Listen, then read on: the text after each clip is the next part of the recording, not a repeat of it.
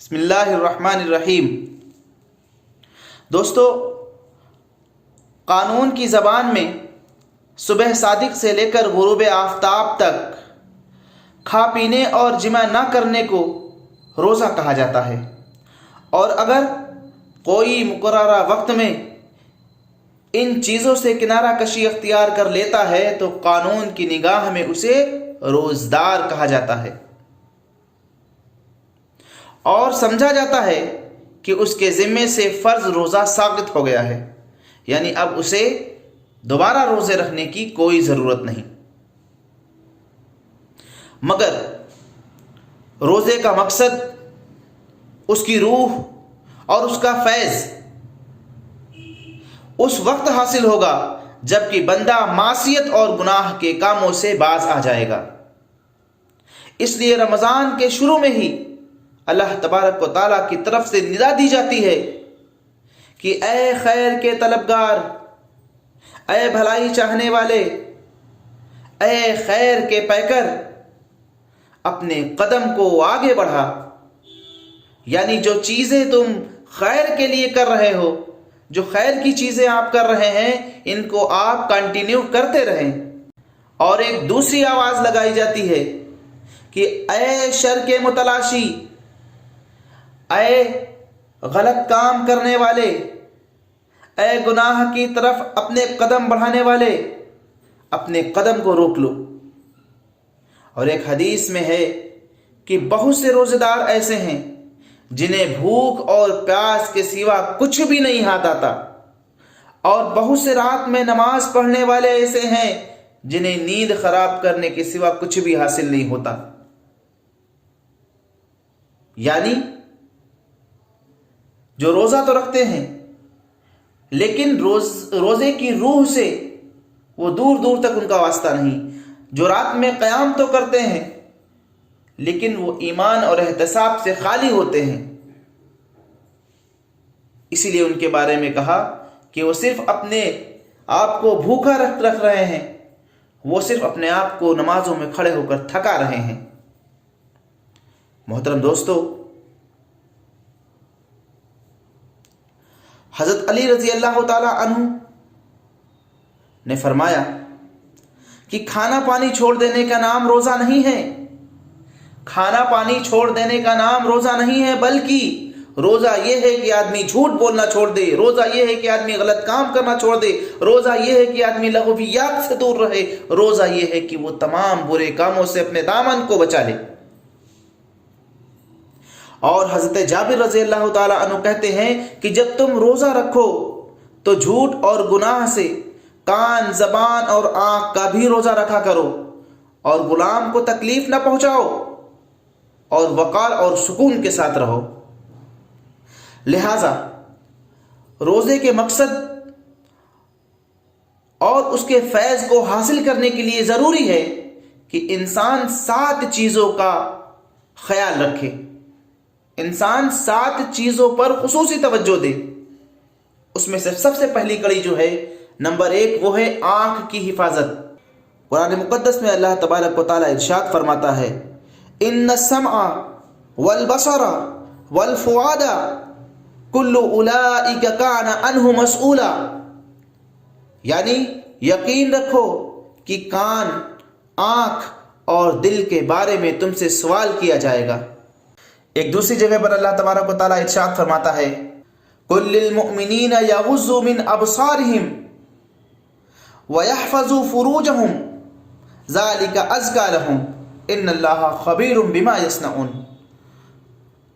مومن مردوں سے کہہ دو کہ وہ اپنی نگاہیں نیچی رکھیں اور اپنی شرمگاہوں کی حفاظت کیا کریں، یہی ان کے لیے پاکیزہ ترین طریقہ ہے۔ وہ جو کارروائیاں کر رہے ہیں اللہ تعالیٰ ان سے پوری طریقے سے باخبر ہے۔ سورہ نور آیت نمبر 30 میں اللہ تبارک و تعالیٰ فرماتا ہے۔ اور حدیث میں ہے کہ نظر ابلیس کے زہریلے تیروں میں سے ایک تیر ہے، اور جو اللہ کے خوف کی وجہ سے بدنگاہی سے باز آ جائے تو اللہ اسے ایسے ایمان سے نوازے گا جس کی مٹھاس کو وہ اپنے دل میں محسوس کرے گا۔ اور ایک بخاری کی حدیث میں بدنگاہی کو زنا کہا گیا ہے۔ لہٰذا ان تمام چیزوں سے بچنا ضروری ہے جن کا دیکھنا حرام ہو اور ناجائز ہو۔ دوسری چیز جو سب سے ضروری ہے، جس پر دھیان رکھنے کی ضرورت ہے، وہ ہے زبان کی حفاظت۔ اللہ تبارک و تعالیٰ قرآن مقدس میں ارشاد فرماتا ہے، ما یلفظ من قول الا لدیہ رقیب عتید۔ انسان کوئی لفظ زبان سے نکال نہیں پاتا ہے مگر اس پر ایک نگراں مقرر ہوتا ہے، ہر وقت اس بات کو لکھنے کے لیے تیار رہتا ہے۔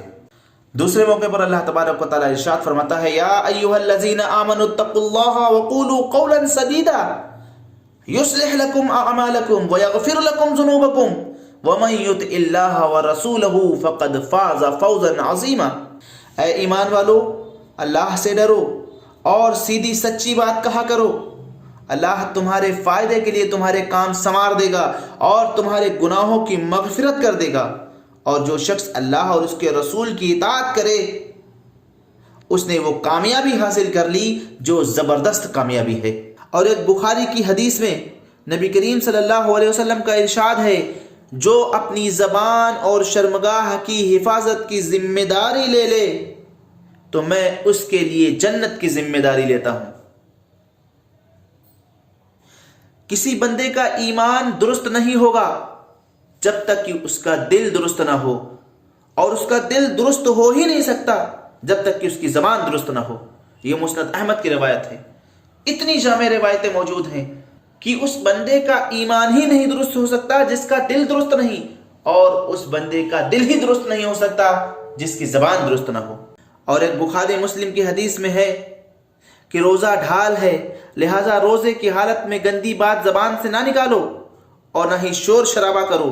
اگر کوئی اسے گالی دے یا اس سے جھگڑا کرے تو اس سے کہہ دو کہ میں روزے سے ہوں۔ ایک دوسری حدیث میں جو ترمذی کی حدیث ہے، اس حدیث میں فرمایا گیا کہ کھانا پینا چھوڑ دینے کا نام روزہ نہیں ہے، بلکہ روزہ تو یہ ہے کہ وہ بیہودگی اور غلاظت بھری باتوں سے اپنے آپ کو آزاد کر لے۔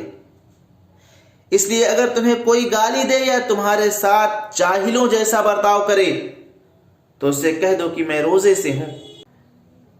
دوستو، تیسری چیز جو آتی ہے وہ ہے کان کی حفاظت۔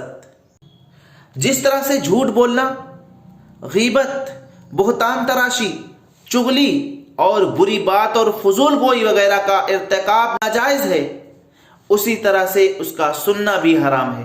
اور اس کی شناعت کے لیے یہ کافی ہے کہ اللہ تعالیٰ نے حرام کھانے والے اور جھوٹ سننے والے کو ایک ساتھ بیان فرمایا ہے۔ فرمایا، سماعون للکذب واکالون للسحت۔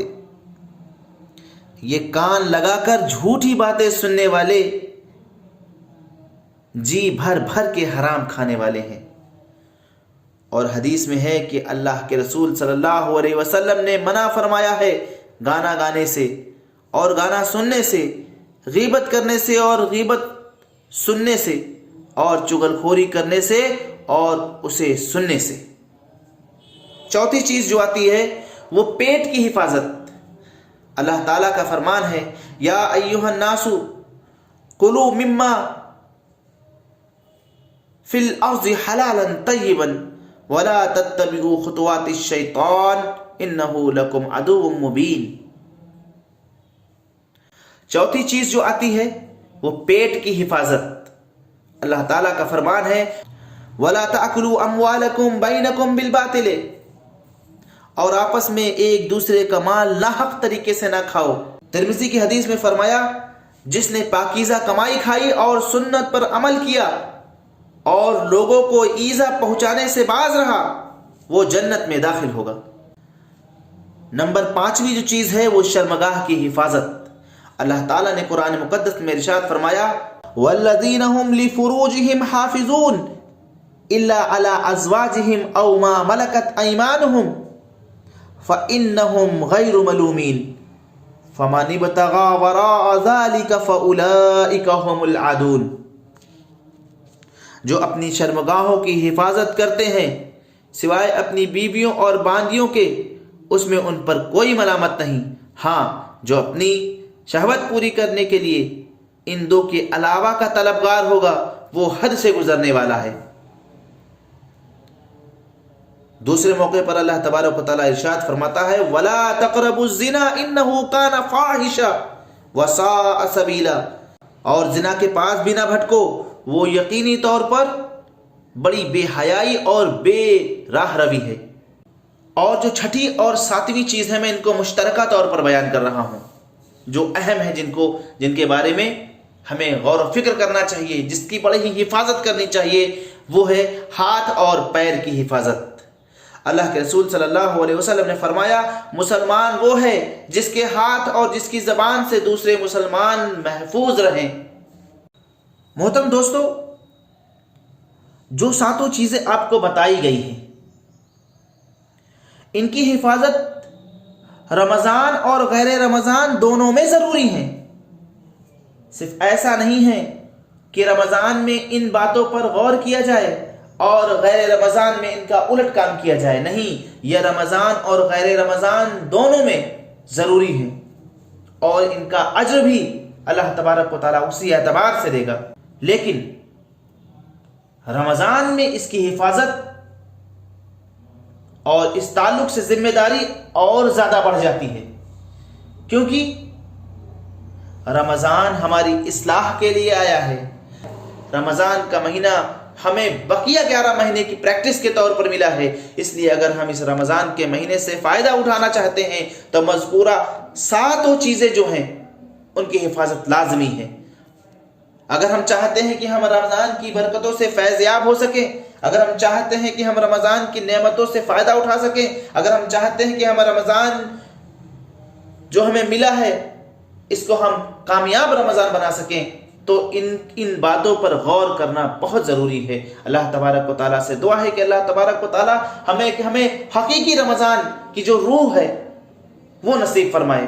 اللہ تعالیٰ ہمیں حقیقی روزے رکھنے کی توفیق عطا فرمائے۔ وآخر دعوانا ان الحمد للہ رب العالمین۔